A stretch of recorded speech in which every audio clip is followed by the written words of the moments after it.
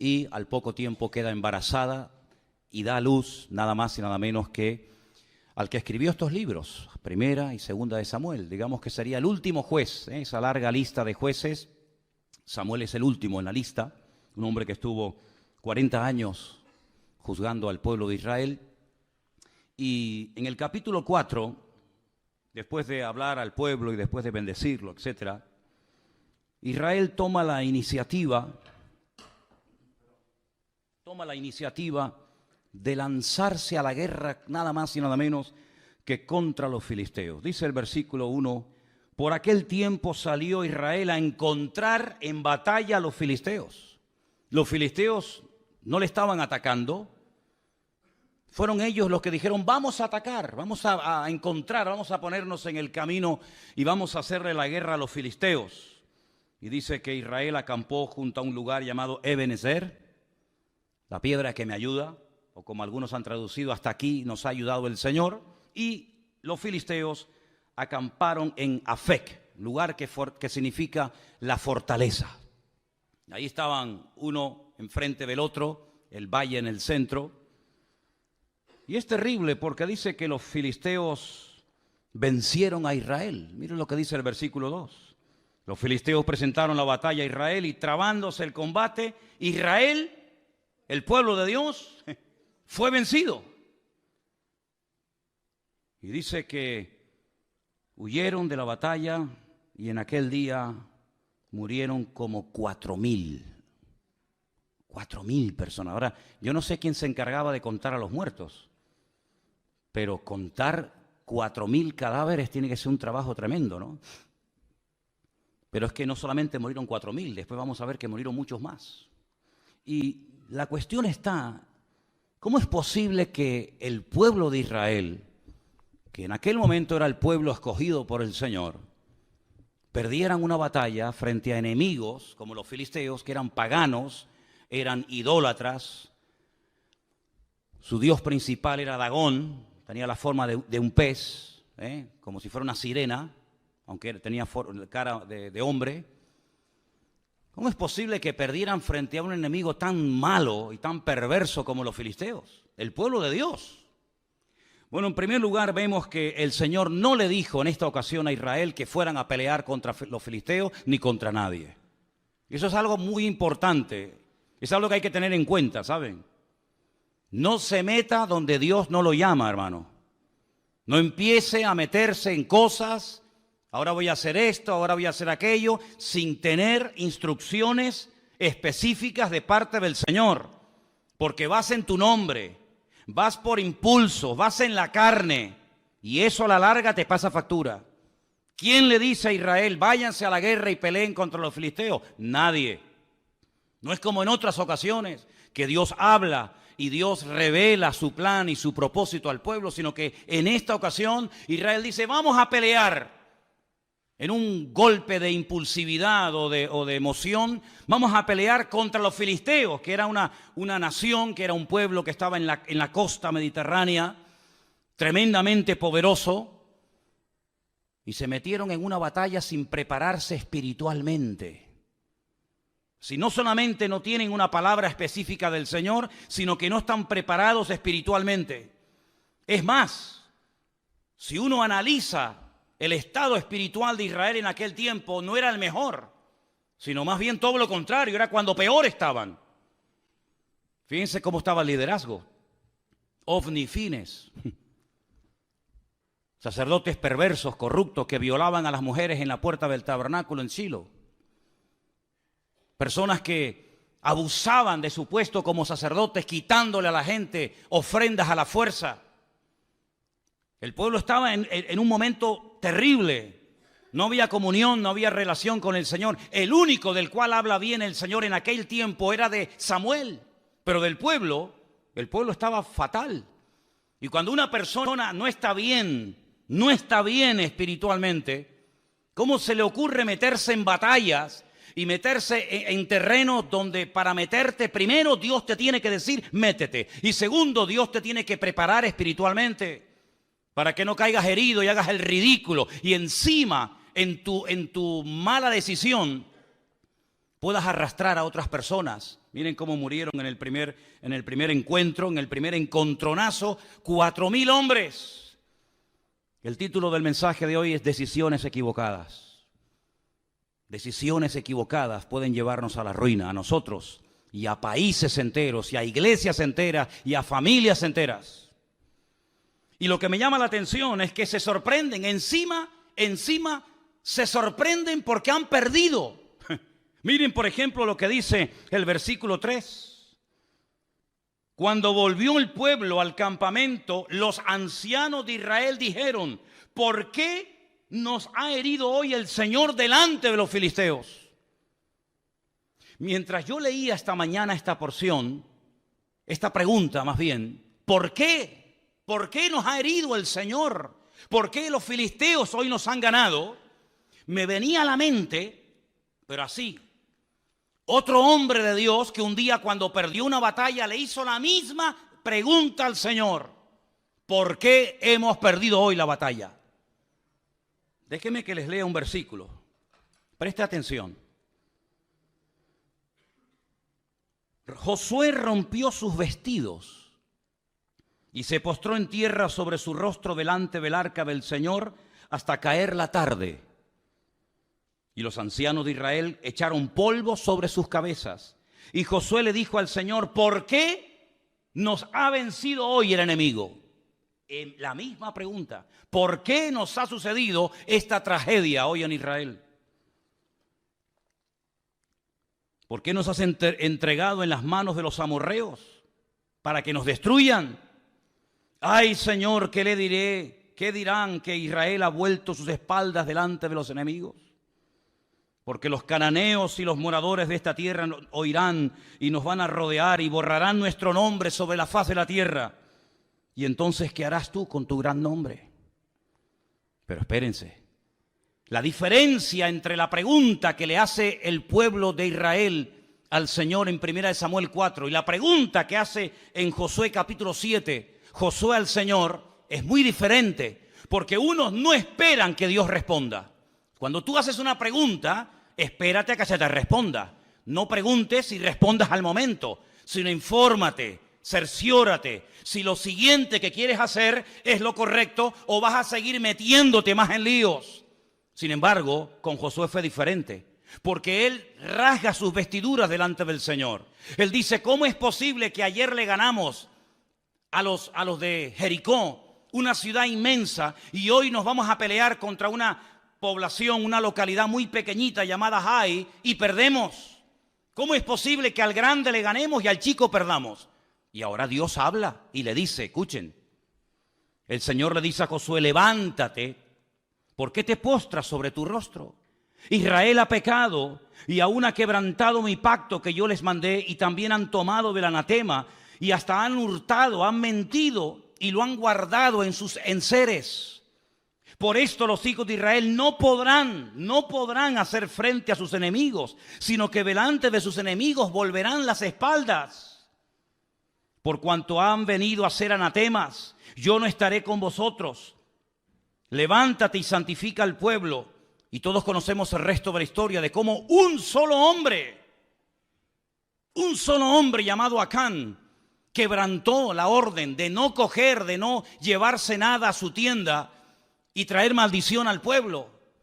Y entonces cuando ellos santifican, cuando ellos arreglan el problema, se levantan, van a la batalla y vencen al enemigo. Pero en el caso de 1 Samuel 4 no sucedió así, sino que le preguntan al Señor: ¿por qué nos ha herido hoy el Señor? Y no esperan que Dios les hable. Es que a mí me sorprende algunas personas que se enfadan con Dios, se molestan con Dios porque le han salido algunas cosas mal y no tienen la paciencia y la sabiduría de decir: bueno, Señor, ¿en qué he pecado? ¿Qué he hecho mal? ¿Hay algo que tengo que corregir? ¿O sigo en la línea en la que voy y me voy a ir a la ruina yo y todos los que están conmigo?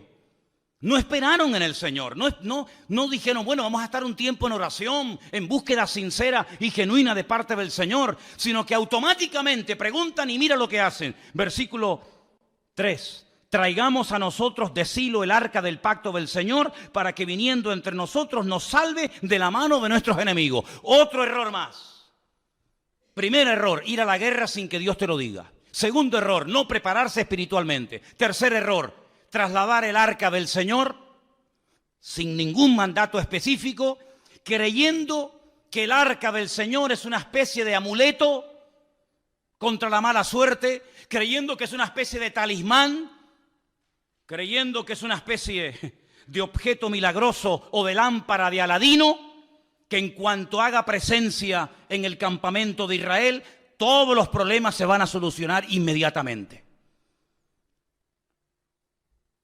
¿Cuánta gente se rodea de cruces, de estampitas, de resguardos, de amuletos, creyendo que de esa manera están protegidos contra los malos espíritus, las malas influencias, que Dios está con ellos? ¿Saben lo que demuestran las personas que recurren a cosas creadas por el ser humano para autoprotegerse contra el mundo espiritual? ¿Saben lo que demuestran? Que no conocen a Dios. Porque si conocieran a Dios, sabrían perfectamente que Dios no necesita de nada ni de nadie para proteger tu vida y pelear tus batallas. No tenemos que llevar cruces en el cuello para protegernos de nada. No tenemos que llevar ningún tipo de amuleto, de resguardo para decir, ay, es que por si acaso me hacen algo, o por si acaso alguien me hace algo. No, mi hermano, el ángel del Señor acampa alrededor de los que le temen y los defiende, dice la Biblia. Y decía el rey David, y de esto sabía mucho, y aunque un ejército acampe contra mí, no temerá mi corazón, porque el Señor es mi luz y mi salvación. Bendito sea Dios. Ellos dijeron, no, traigamos el arca. No importa si estamos en pecado, no importa. No importa si nos llevamos mal los unos contra los otros. No importa si la santidad ya es la asignatura pendiente. No importa si estamos bien o mal. Traigamos el arca, que al fin y al cabo no cuesta nada traer un mueble, trasladarlo de un sitio a otro, y el arca por sí misma nos defenderá contra el enemigo. Pero el arca no fue diseñada ni creada por el Señor para tales objetivos. El arca era, digamos, un mueble. Tenemos ahí en la entrada una especie de réplica, ahí tenéis una fotografía de cómo podía ser el arca en aquellos tiempos. En su interior, en esta caja, en este cajón de madera de acacia forrado de oro por dentro y por fuera, se guardaba un poco de maná para recordarle al pueblo de Israel que Dios había suplido milagrosamente durante muchos años el alimento en el desierto. Se guardaban las tablas de los 10 mandamientos, las que rompió Moisés la primera vez y la segunda, que estaban intactas en su interior. Y también la vara de Aarón también se guardaba cerca de este arca. Era un mueble de oro. Arriba pueden ver, en la parte de arriba, entre las alas de los querubines, estaba lo que llamaban el propiciatorio, y era el lugar en donde entraba el sumo sacerdote una vez al año y derramaba la sangre de un sacrificio que previamente había hecho en la entrada, y allí oraba y allí intercedía para que Dios protegiera al pueblo de Israel durante un año más, hasta el próximo día de Yom Kippur, el día del perdón. Tremendo. Parece que el pueblo de Israel no termina de aprender la lección. No es la primera vez que recurren a un objeto creado, no es la primera vez que recurren a un objeto depositando su fe en el objeto más que en el Dios del objeto. Ya lo habían hecho en el monte Sinaí, ¿se acuerdan? Cuando dice la Biblia que según ellos, Moisés tardaba mucho. No sabían qué había ocurrido con el varón de Dios. Y entonces dijeron, mira, como no sabemos lo que ha pasado con este hombre, si está vivo, si está muerto, si vendrá o no vendrá más, vamos a hacernos unos dioses que nos vuelva otra vez a llevar por el desierto y volvamos otra vez a Egipto. Y dice la Biblia que Aarón, el hermano de Moisés, le pidió a la gente que les diera zarcillos y pendientes de objetos de oro, y lo fundieron y le dieron forma, y dice que hicieron un becerro de oro. Y entonces le dijeron, este es el Dios que te sacó de Egipto. Y cuando Moisés baja de la montaña se encuentra aquel espectáculo vergonzoso y les dice, ¿qué habéis hecho? Y Aarón, tratando de justificar lo injustificable, les dice, no sé, yo cogí el oro, lo eché en el fuego y salió esto. Así dice, léanlo. Yo eché el oro y de repente, no sé, ¡pum!, apareció así de la nada este becerro de oro. Y Moisés se indigna y rompe las tablas de los 10 mandamientos y tiene que otra vez volver a subir a la montaña, porque ellos lo que querían era tocar, ellos lo que querían era ver a ese Dios, que no era ese Dios, ni mucho menos, ¿verdad? Ya también lo hicieron en la época de Gedeón. No sé si se acuerdan ustedes que Gedeón hizo un efod, que al final terminaron adorándolo. No sé si recuerdan la historia de cuando Moisés peca por murmuración en el desierto y mueren miles de personas. Y el Señor le dice que haga una serpiente de bronce y que la clave en un asta para que la gente cuando la mire. Detrás de todo esto hay una explicación extraordinaria.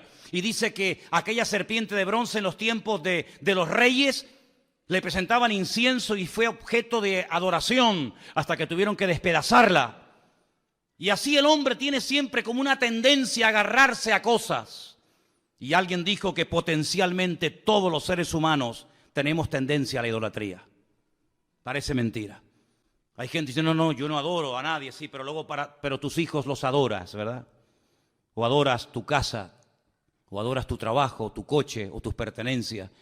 El hombre siempre está tratando de tener algo a lo cual agarrarse y de poder ver, de poder... Sin embargo, nos olvidamos de aquella palabra tremenda en el Evangelio según San Juan, capítulo 4, cuando el Señor Jesucristo dice que Dios es espíritu. Y los que quieran adorar a ese Dios de espíritu tienen que hacerlo en espíritu y en verdad. Y la palabra del Señor nos enseña que nuestro Dios no se puede hacer, no se puede medir, no se puede pensar, porque nuestro Dios es, primero, inmortal. Segundo, infinito. Dígalo conmigo. Tercero, inmutable. Cuarto, inalterable. Quinto, incomparable. Sexto, inigualable. Séptimo, inescrutable. Y así podríamos estar toda la noche enumerando características de nuestro Dios. Y nuestro Dios prohíbe que se le hagan a Él figuras de oro, de plata, de piedra, de bronce o de lo que sea, sino que al Señor tu Dios adorarás y a Él solo servirás, sin darle ningún tipo de forma, sin darle ningún tipo de medida, sino que nuestro Dios es espíritu y por eso Él ha puesto su espíritu en nosotros para que podamos comunicarnos con Él por la fe y no por vista. ¿Cuántos dicen amén? Pero Israel cayó en la torpeza de creer que porque venía el arca al campamento, lo cual trajo aparentemente mucho júbilo y mucho grito, pero solamente fue eso. Mucho grito, nada más. Hay algunas iglesias que a veces dicen, demos un grito de júbilo. Y después del grito de júbilo, ¿qué queda? Porque aquí gritaron, y dice que gritaron tanto que el enemigo se asustó. Y dice que gritaron de tal manera y con tal volumen que dice que la tierra tembló. Pero no hubo cambios en el mundo espiritual, era todo emoción. Es como cuando dice la Biblia que aquellos huesos comenzaron a unirse el uno al otro y lo único que había era ruido, mucho jaleo, pero no había espíritu, no había presencia divina en lo que estaba ocurriendo en aquel lugar. Y en todas nuestras acciones, en todo lo que hagamos, pensemos o planeemos, no solamente tenemos que buscar la expectativa, el ruido, la apariencia, sino tener el aval y el respaldo divino de que Dios está detrás de la obra o de la palabra o de la acción que estoy haciendo. ¿Cuántos dicen amén? El mismo Señor Jesucristo dice, lo que yo digo y lo que yo hago, no lo hago por mi propia cuenta, sino que hago y digo lo que el Padre me autoriza y me ordena que haga y que diga. Es un sometimiento total y absoluto a la voluntad divina. En palabras y en acciones, pero en estos nada que ver. Se quejan porque Dios nos ha abandonado, porque el enemigo se ceba con nosotros. Pero escuchen, si vamos un poquito más adelante, por ejemplo, al versículo 10, cuando ellos ya se creen fuertes porque ya tienen el arca de la alianza entre ellos, dice, pelearon pues los filisteos, y otra vez dice, terrible, Israel fue vencido. Ya es la segunda vez. Primera vez te dio una paliza y 4,000 hombres perdieron la vida. Y no aprendes, no hay manera, Vas de mal en peor y sigues y sigues y sigues. Pero ¿cuándo nos vamos a dar cuenta que lo natural es un reflejo de lo espiritual? ¿Cuántos millones de veces tengo que decir lo mismo? Que cuando las cosas van mal, Dios te está dando un mensaje que tienes que saber interpretarlo y tienes que pararte y preguntarle al Señor, Señor, ¿qué está ocurriendo? Porque no es como el mundo dice, bueno, es mala suerte, es una mala temporada, no. Sino que la palabra del Señor nos da principios concretos y específicos para que la victoria no sea algo casual, algo esporádico, sino sea la tónica habitual de nuestra vida.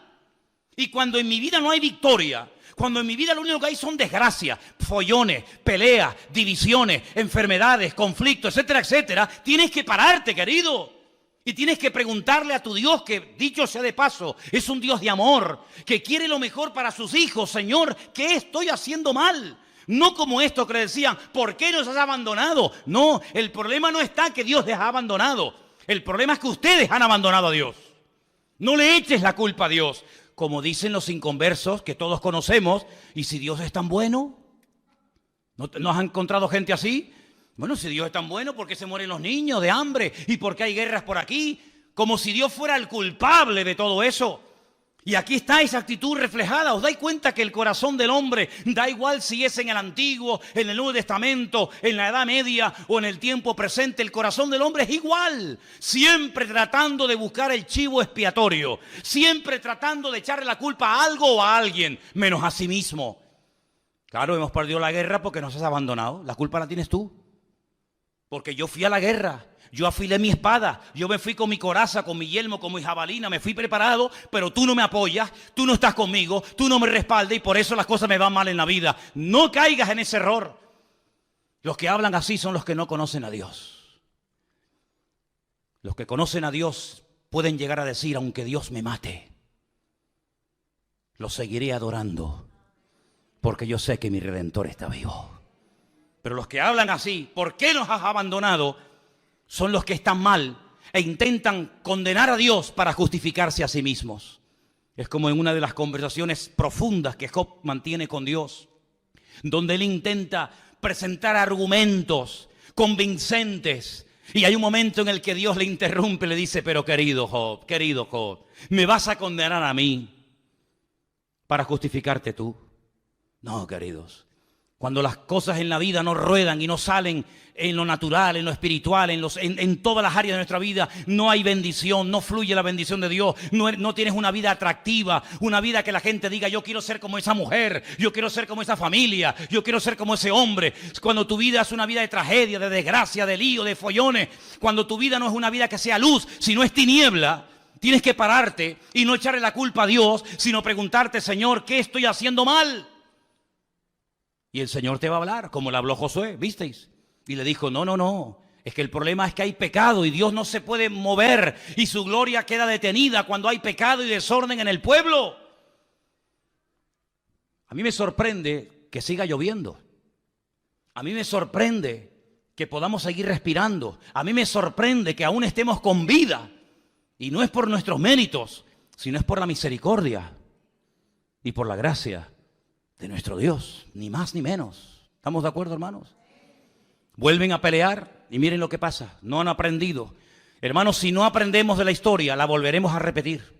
Así dijo David Ben-Gurión, primer presidente de Israel. Si no aprendemos de la historia, volveremos a repetir los mismos errores. Y me da la impresión de que hay muchos líderes políticos a nivel mundial que no han aprendido de la historia y que vuelven otra vez a repetir la historia y los mismos errores, y aún peor que en el pasado. Pelearon los filisteos, Israel fue vencido, huyeron cada cual a sus tiendas y fue hecha muy grande mortandad, pues cayeron de Israel 30,000 hombres de a pie. Primeramente habían caído 4,000, ahora 30,000, ya van 34,000 muertos. Pero cuando tú abres una brecha al pecado, el pecado siempre va más, es como un cáncer. El cáncer no va menos. El cáncer cada vez va más, amigo. Y si empezó de una forma muy sencillita y ahí prácticamente inapreciable, como no se actúe inmediatamente, eso se va a extender y cuando quieras meterle mano es demasiado tarde. No solamente ya han muerto 34,000 hombres, pero 34,000 hombres significa, no digo todos, pero muchos tendrían hijos. ¿Cuántos miles de niños quedaron en aquel tiempo huérfanos por una mala decisión? ¿Cuántas viudas? Porque la mayoría de estos hombres que iban a la guerra eran mayores de 20 años. De hecho, si no tenían 20 años o más, no podían ir a la guerra. Y a esas edades, la mayoría de los hombres ya estaban casados. Es decir, que no solamente quedaron miles de niños huérfanos, sino miles de mujeres quedaron viudas por una mala decisión.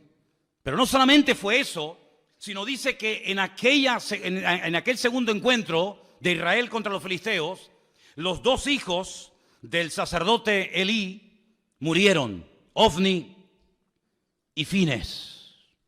Versículo 17. El mensajero dijo: Israel huyó delante de los filisteos, y también fue hecha gran mortandad en el pueblo, y también tus dos hijos, Ofni y Fines, fueron muertos, y el arca de Dios ha sido tomada. Ya están muriendo hijos por culpa de los padres. Ya no solamente son los padres los que mueren, también son hijos los que están muriendo por las malas decisiones de los padres. Jesús dijo en una ocasión una palabra tremenda, que a veces se cita así muy a la ligera y no nos paramos a pensar en la profundidad que contiene la misma. Él dijo: los tropiezos, no os engañéis, siempre vendrán. Es como cuando dijo: los pobres siempre estarán en el mundo. Cuando queráis podéis ayudar a los pobres. Siglo XIX, siglo XX, siempre habrá pobres, siempre habrá miseria, siempre habrá desigualdades, ¿verdad? Ricos, pobres, los que estén bien, los que estén abajo. Y él dijo: tropiezos, problemas y dificultades siempre vendrán, pero ay de aquel que me haga tropezar a uno de mis hijos y a uno de mis pequeños. Porque mejor le fuera haberse atado una piedra de molino al cuello y echarse a la mar que haber hecho tropezar a uno de estos pequeños. Si te quieres reventar y hacer lo que te da la gana, hazlo, allá tú, con tu conciencia y con tu Dios. Pero ten cuidado que en tu locura arrastres a tus hijos y el día de mañana te pese en el alma y en el corazón haberlos tenido del tingo al tango, ahora aquí y mañana allá, y al final ni comes ni dejas comer a tus hijos. Ten mucho cuidado, porque por la locura de esta gente, no solamente niños quedaron viudos, no solamente huérfanos, no solamente mujeres quedaron viudas, sino que ahora también están comenzando a morir hijos. Y es terrible cuando a veces por nuestras decisiones equivocadas, vuelvo a decir, decisiones equivocadas, título del mensaje de hoy, hacemos tropezar a otras personas que nos siguen, pero no porque te apoyen, sino porque no les queda otro remedio. Pero no te olvides que el que te sigue a la fuerza algún día te abandonará, porque los que nos tienen que seguir a nosotros no es por la fuerza, no es por la presión, sino es por la convicción. También seguían a Saúl, pero dice que le seguían temblando de miedo. Pero sin embargo dice que había muchos que seguían a David desarmados, pero porque tenían una confianza tremenda en su líder, porque sabían que era el hombre más cerca del corazón de Dios. ¿Te das cuenta? 34,000 muertos. Miles de niños huérfanos, miles de viudas solas, los hijos del sacerdote muertos. Pero hay más todavía, hay más todavía, porque no doblan su corazón delante de Dios, porque no se humillan. Y cuando no se humilla el pueblo, cuando no pide perdón, el diablo se ceba y el diablo va por todas y ahora les roba el utensilio más sagrado en toda la historia del pueblo de Israel, el arca del pacto. El Aarón Berit, el arca del pacto. Esa palabra pacto en hebreo es Berit, es una palabra sagrada, es una palabra que tiene una connotación espectacular, porque un pacto no es un contrato. Un contrato se quiebra, se rompe cuando uno de los dos no cumple las condiciones. Pero los pactos que Dios ha hecho no se quiebran, los pactos de Dios son eternos. Y ellos traen ese mueble que es el símbolo, es la representación física, tangible y visible de un pacto que un Dios eterno ha hecho con un pueblo que le está siendo infiel. Y lo que recurren es al tipo, al símbolo, en vez de al Dios del pacto. Qué tremendo cuando aquella mujer llamada Helena se dedicó a ir por Tierra Santa, sobre todo por Jerusalén, buscando reliquias. Era la madre de Constantino, supuestamente el primer emperador romano convertido o que reconoció y admitió el cristianismo como la religión oficial del Imperio Romano. Y fue a Jerusalén y comenzó a buscar el lugar donde Cristo había muerto. Y fue a Jerusalén buscando la túnica que le habían quitado los romanos cuando estaba clavado en la cruz. Y fue a Jerusalén tratando de encontrar astillas de aquella cruz y los clavos y las espinas y la sandalia y esto y aquello. Y ahí comenzó todo un negocio y toda una parafernalia litúrgica y religiosa acerca de cosas, ¿verdad? Y la gente hasta el día de hoy adora y se agarra y se aferra a cosas, al fin y al cabo creadas por el ser humano. Y cuando vamos a Israel yo le digo a la gente, ¿y qué más da? ¿Qué más da? Si sobre esa piedra el Señor se inclinó, se sentó o lloró, ¿qué más da? No deja de ser una piedra, no adoremos las cosas, adoremos al que vive por los siglos de los siglos, amén. Sin embargo, el hombre, como dije antes, tiene una tendencia brutal a la idolatría. Y si no tiene nada o a nadie a quien adorar, recurre a la peor de todas las idolatrías, que es la egolatría, que es adorarme a mí mismo y decir yo soy el dueño, yo soy el Dios. Y encima le digo al verdadero Dios, tú no existes, el que existe soy yo. Esa es la peor de las idolatrías. Y esto es lo que le pasó al pueblo de Israel, un pueblo que tenía que ser cabeza, y se convirtió en la cola y en el hazmerreír de los filisteos en aquella época. Quiero que volvamos a ver esa imagen donde veíamos el territorio que ocupaban los filisteos en aquella época. Esa franja mediterránea larga, de más de 50 kilómetros de largo, en color rojo, era el territorio que en aquellos tiempos ocupaban los filisteos. Los filisteos no eran originarios de allí, no. Los filisteos eran un pueblo, la mayoría de los historiadores dicen que puede ser que vinieran de la isla de Creta, no eran oriundos de Canaán, eran de otro lugar que decidieron trasladarse en barco y tomar posesión de esas ciudades tan importantes que hasta el día de hoy existen. Por ejemplo, tal vez la ciudad más famosa que tenía los filisteos en aquel tiempo, que sigue existiendo hoy en día, es la ciudad de Gaza. ¿Quién no ha oído hablar de la franja de Gaza? A continuación estaba la ciudad de Askelón, donde murió ¿quién? Sansón, en el templo del dios Dagón. A continuación estaba la ciudad de Asdod. Estamos hablando de ciudades preciosas. He tenido la oportunidad y el privilegio con Elena de visitarlas. La ciudad de Askelón es una belleza de ciudad, Asdod, ni te imaginas. A continuación estaba Ecrón y a continuación estaba Gat. Son las 5 ciudades de los filisteos. Las 5 piedras que David cogió del arroyo era para matar a los 5 gigantes de las 5 ciudades más importantes del Mediterráneo, en aquel tiempo dominadas por los filisteos: Gaza, Asdod, Askelón, Ecrón y Gat. Ellos controlaban la salida y la entrada de mercancías. Los puertos principales, los puertos que en aquel momento operaban, estaban allí.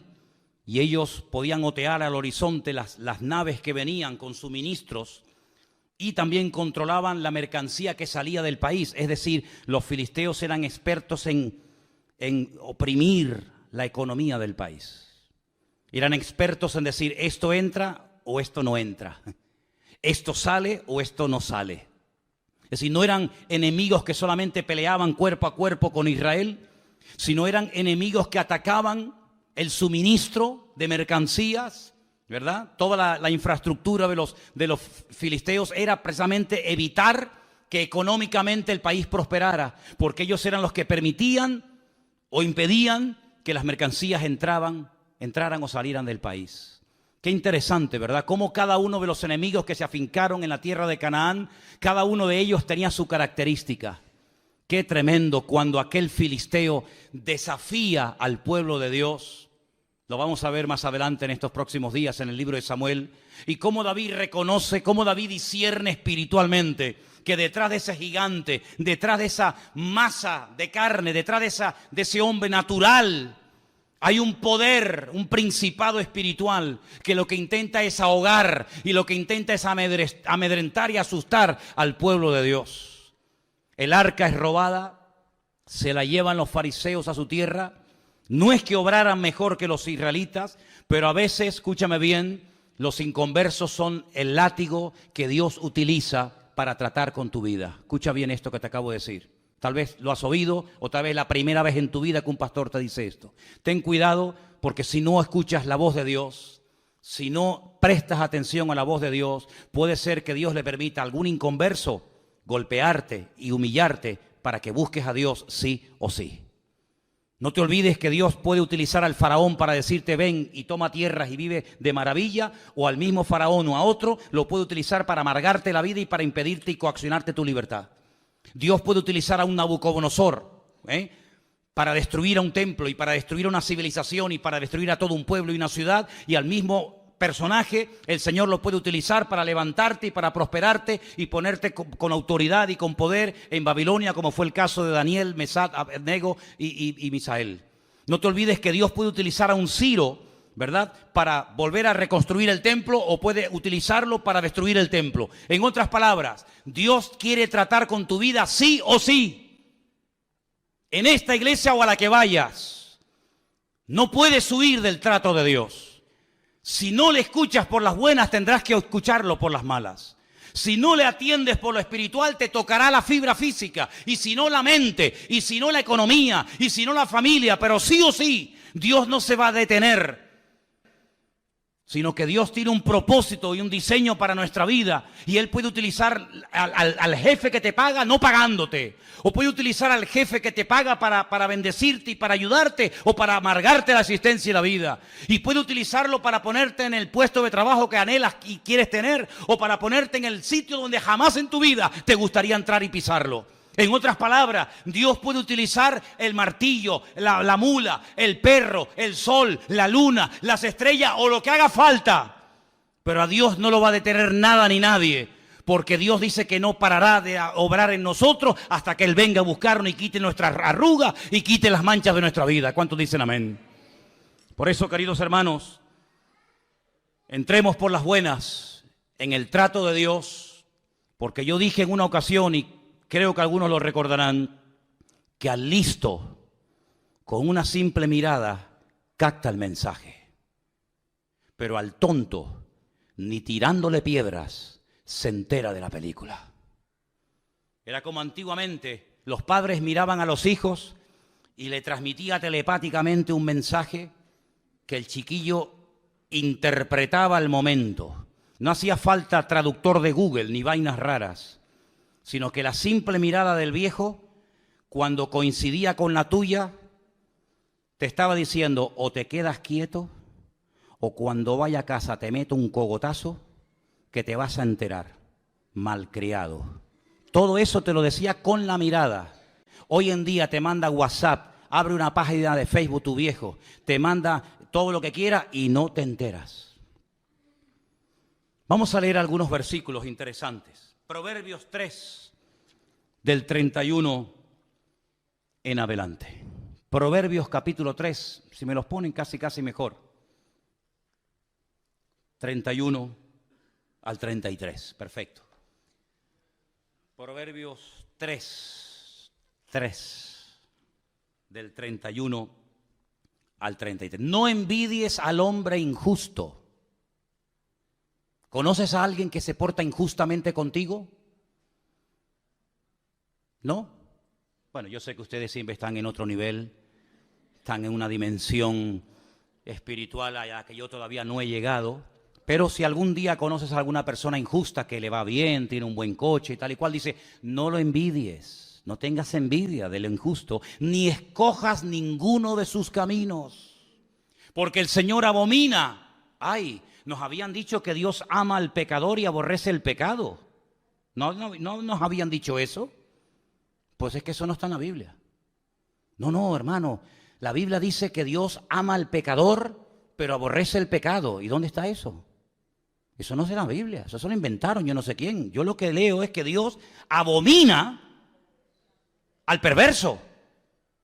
¿Cómo va a amar Dios a un violador de niños? Tendrá que arrepentirse de su pecado para cambiarlo y para hacer algo en su vida. Pero mientras no se arrepienta, el violador, el asesino, el ladrón, el injusto, etcétera, etcétera, dice, Dios lo abomina, abomina al perverso, pero su comunión íntima, ¿con quién es? Con los justos. Y el 33, porque la maldición de Dios, ay amigo, ahora se va a dar cuenta porque hay gente que está así, porque la maldición de Dios es real, es tan real como la bendición de Dios, igual. La maldición de Dios, ¿dónde está? En la casa del impío, de los que le han dado la espalda a Dios. Pero Él bendecirá la morada, la casa de los justos. Así es lo que dice la palabra. Salmo 37, 1 y 2, un salmo que le gusta mucho a Miriam. Salmo 37, 1 y 2, es precioso. No te impacientes a causa de los malignos. Otra vez la envidia. Ni tengas envidia de los que hacen iniquidad, porque como hierba serán pronto cortados y como hierba verde se secarán. ¿Cuántos dicen amén? Y el último, segunda de Pedro capítulo 2, del 20 al 22. Dice así la palabra. Ciertamente, y esto es muy fuerte esta palabra que voy a leer esta noche, espero que no haya nadie que esté viviendo en este terreno, porque mira lo que dice el Señor. Si habiéndose ellos, está hablando de gente que conoció, gente que tuvo un encuentro con el Evangelio, si ellos, habiendo escapado de las contaminaciones del mundo, ¿y cómo escaparon del sistema de valores del mundo? Como dice ahí, de las contaminaciones del mundo. ¿Cómo lo hicieron? Por el conocimiento del Señor y Salvador Jesucristo. Así escaparon de ese mundo.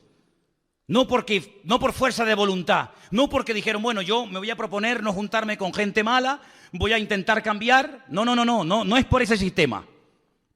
Sino que hay gente que escapó, logró salir de las contaminaciones del mundo por el conocimiento del Señor y Salvador Jesucristo. Eso está bien claro, ¿sí o no? ¿Sí o no? Dice, enredándose otra vez en ellas, son vencidos, claro. Su postrer estado viene a ser peor que el primero. Porque mejor les hubiera sido no haber conocido el camino de justicia, haber conocido el camino de justicia, que después de haberle conocido, volverse atrás del santo mandamiento que les fue dado.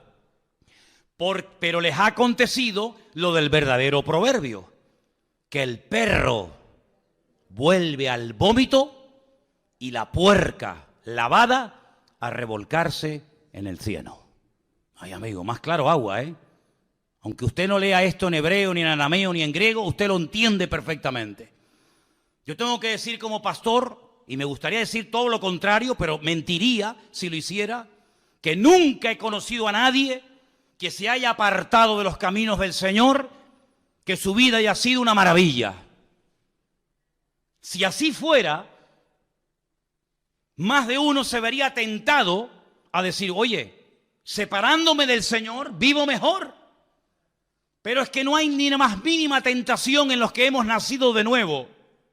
No tenemos ni la más mínima tentación de separarnos, de dejar a Dios, de darle las espaldas. ¿Saben por qué? Porque no hay ni una sola persona, se llame quien se llame y viva donde viva, que habiendo conocido al Evangelio y al Señor, apartándose de Él, la vida de fuera mejor. Sino que el Señor los compara con un perro que vomita y se vuelve a comer lo vomitado. Y si lo compara con un cerdo que lo lava y en cuanto encuentra basura, se vuelve a revolcar en él. Y dice, y el postrer estado es peor que el principio. Hermano, si usted no entiende esto, yo ya no sé cómo decírselo. En otras palabras, este pueblo quiere arreglar externamente lo que solamente se puede arreglar internamente. Mira, no le estés regalando tantas flores a tu mujer y después la estás engañando con otra. ¿Me entendiste? Toma, mi amor, un ramito de flores. Es que yo no quiero flores, yo quiero tu corazón. Yo quiero tu fidelidad. Mira, te voy a llevar esta noche a cenar. Métete la cena por donde te quepa. Le diría alguna. Yo no quiero que me des cena. Yo lo que quiero es que estés más tiempo en casa con tu mujer y con tus hijos. Así era Israel. No se arrepienten, no buscan de Dios, no viven en santidad, no ponen sus vidas en orden, pero tráiganos el arca, que trayéndonos el mueble se arregla todo. Es como aquellos que dicen, no, yo tengo una Biblia y te enseñan una Biblia así. ¿Y para qué la quieres? Y el crucifijo, y el rosario, y tantas cosas externas, que lo único que hacen es dar una pincelada de cristianismo, pero tu corazón está lejos. Como decía el Señor, aquellos fariseos de la época, con su boca me adoran, pero su corazón está lejos de mí. Y su temor de Dios no es más que puro mandamiento aprendido de memoria, de padres a hijos, de generación en generación. El Señor, que lo que busca, señales externas, o que verdaderamente cambiemos y hagamos frutos dignos de arrepentimiento. ¿Qué les parece, hermanos? Pues eso es lo que buscaba el Señor en este pueblo en aquel tiempo, y lamentablemente no lo encontró. Quiero terminar contándoles una historia real de un hombre que era científico y viendo cómo estaba el mundo tan deteriorado, tan pésimas condiciones, intentó en su laboratorio encontrar la respuesta a los males del mundo. Y ahí estaba de noche y de día con sus fórmulas químicas y matemáticas y esto y aquello, tratando de encontrar algo, no sé, algo, una pastilla, un remedio para los problemas del mundo. Pasaba horas y días, semanas enteras en su laboratorio, tratando de encontrar el remedio para los males del mundo. Y cuando estaba allí metido con todo su trabajo y con toda la faena, de repente entra en el laboratorio su niño pequeño de 6, 7 años, revoltoso, toqueteando, jugueteando con todo. Y el padre sabe que no va a poder seguir trabajando porque el chiquillo era muy inquieto. Y entonces no se le ocurre otra cosa al padre que coger una revista donde hay un mapa del mundo, lo arranca, la corta en pedacitos y le dice al niño, toma, tú solo, quiero que arregles el mundo, quiero que pongas cada continente y cada ciudad en su sitio, cada país en su sitio. Y le da esas hojas del mapa rotas y un trozo de una cinta adhesiva para que lo arregle y se lo traiga al padre. El padre dice, bueno, ahí lo tendré aburrido y me dejará trabajar tranquilo. Al poco rato, el niño se acerca al padre y dice, papá, ya está todo arreglado. El padre le dice, no puede ser, no puede ser. A ver, muéstrame qué es lo que has hecho. Y efectivamente, le muestra el mapa perfecto, todo pegadito con cinta adhesiva, cada país en su sitio, cada continente en su sitio, todo en su lugar. El padre se queda sorprendido y le dice, pero hijo, ¿cómo has sido capaz tan rápido, sin conocer tú al mundo, sus ciudades, sus países, sus continentes, cómo has sido capaz de arreglarlo tan rápido? Y le dice, papá, es que yo no sé arreglar el mundo, pero cuando arrancaste la hoja, yo vi que por detrás había la figura de un hombre. Y entonces lo que yo hice fue arreglar primeramente la figura del hombre, que la conozco. Puse los brazos del hombre en su sitio, las piernas, la cabeza, y cuando arreglé al hombre, le di la vuelta y había arreglado el mundo. Eso es lo que intentan hacer los seres humanos, arreglar el mundo. Pero para arreglar el mundo, primeramente hay que arreglar el corazón del hombre. Y el corazón del hombre no lo puede arreglar nadie, más que solamente su Creador, porque Él sabe perfectamente cada cosa en su sitio y cómo poner cada pieza en su lugar. Y entonces, cuando arreglemos nuestra vida, podremos optar por arreglar el mundo, por meternos en la vida de los demás, por ir a batallas guiados por el Señor y no por impulsos carnales, tomando decisiones equivocadas, que lo único que traen es humillación, vergüenza y muerte. ¿Cuántos dicen amén? Cierra tus ojos en esta tarde ahí donde estás. Aleluya.